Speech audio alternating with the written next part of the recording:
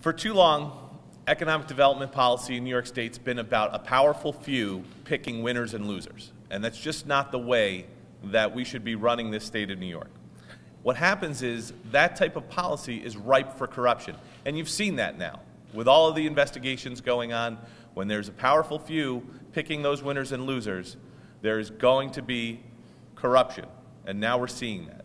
And so what we're trying to do here is shed some light on that. Open this up. Make sure it's transparent. Make sure that all of these processes are done in the light of day. Eliminate the pay-to-play that's been going on. I've heard from contractors in Western New York who, off the record, would tell me they wouldn't even put a bid in for the Buffalo Billion because they knew that the cookies were already in on that deal. That's not the way that we should be running a multi-billion-dollar economic policy. If this is how we're going to do business in the state of New York, we need to have transparency.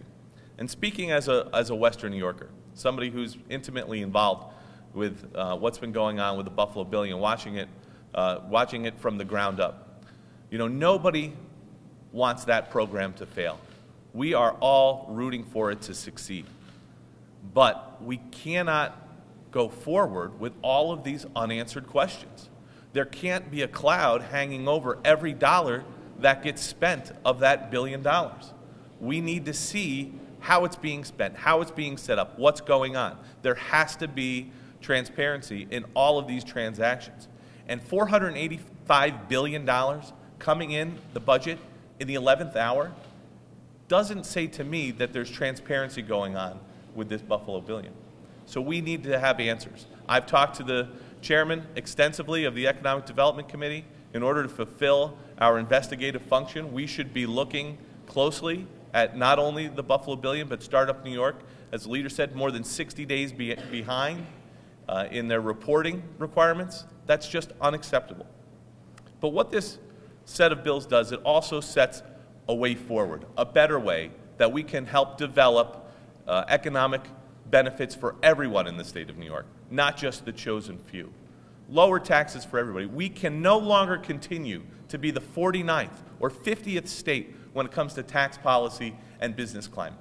I mean, let's just shoot for 30, maybe 25. Let's go middle of the pack, right? I mean, come on. The economic boom that would occur in the state of New York, if we were just in the middle of the pack, would be incredible, not 49th and 50th.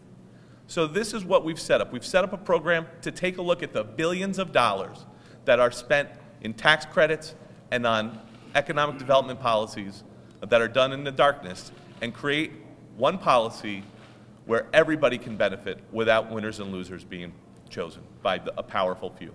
So I want to thank the leader. I want to thank Assemblyman Oaks for their leadership on this issue. And we will continue to work every single day to make sure that all of our businesses in the state of New York can be successful and that all the citizens of this great state can find a good job and make a good living. Thank you.